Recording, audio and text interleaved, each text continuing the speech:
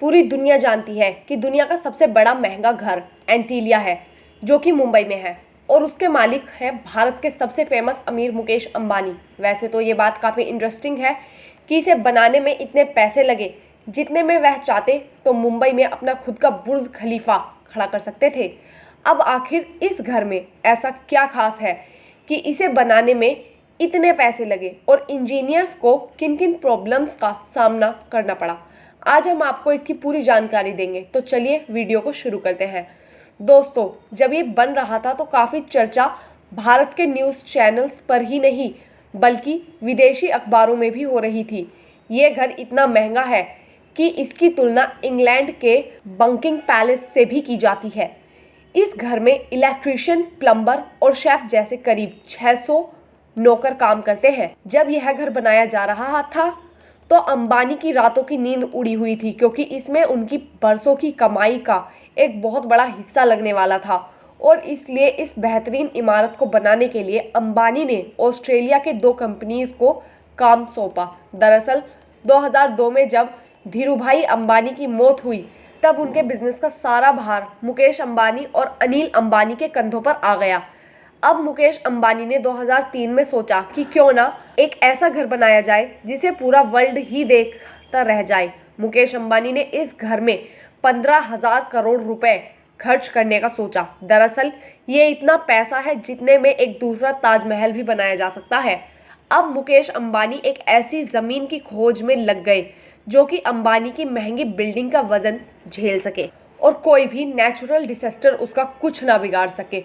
अब आखिरकार मुंबई की अल्ट्रा माउंट रोड पर अंबानी को वह जगह तो मिल गई, लेकिन वह ज़मीन पर पहले से एक अनाथ आश्रम था जिसे अंबानी ने मुंह मांगे पैसे मांगकर खरीद लिया। 24 करोड़ में ज़मीन खरीदकर एंटीलिया का काम शुरू कर दिया गया। अब नीता अंबानी को ऑस्ट्रेलिया की 2 कंपनीज का काम बहुत पसंद आया, जिन्होंने पहले भी कई शानदार बिल्डिंग्स को डिज़ाइन किया था।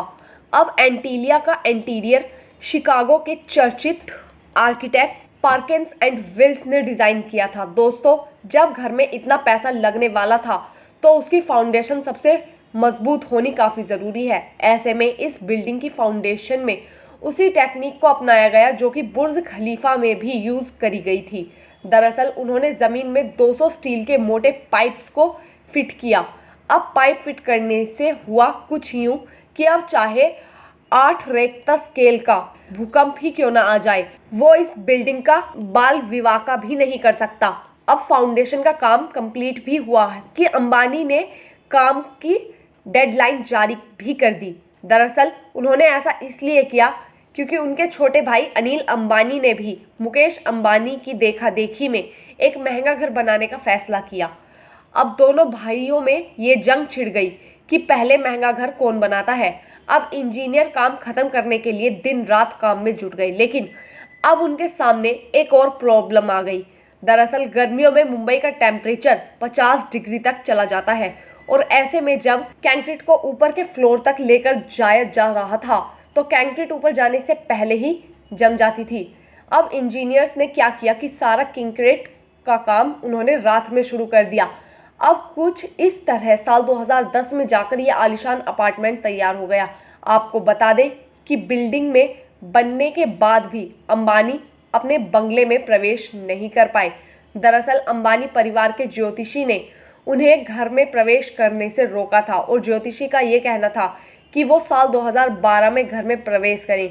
अब साल 2012 में मुकेश अंबानी ने 15 पंडितों को बुलाकर पूजा करवाई और तब जाकर वो अपने घर में प्रवेश कर पाए। दोस्तों, इस घर में वो सभी चीज़ें हैं जो कि लोगों को किसी और कंट्री में जाकर एंजॉय करते हैं। जान लीजिए कि क्या क्या चीज़ें हैं इस बिल्डिंग में।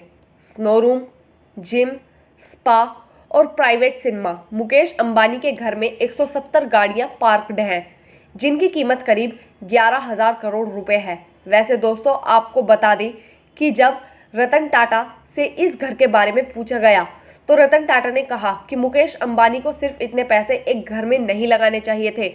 उनका कहना था कि वह इतने पैसों को भारत के डेवलपमेंट में यूज़ कर सकते थे। वैसे दोस्तों, आप सभी का इस बारे में क्या कहना है, हमें कमेंट करके ज़रूर बताएं। Bureau report AIN News 1। हमसे जुड़े रहने के लिए हमारे यूट्यूब चैनल को सब्सक्राइब करें और बेल आइकन को दबाएं। और आप ये वीडियो अगर फेसबुक पर देख रहे हैं तो लाइक ज़रूर करें और ज़्यादा से ज़्यादा शेयर करें। धन्यवाद।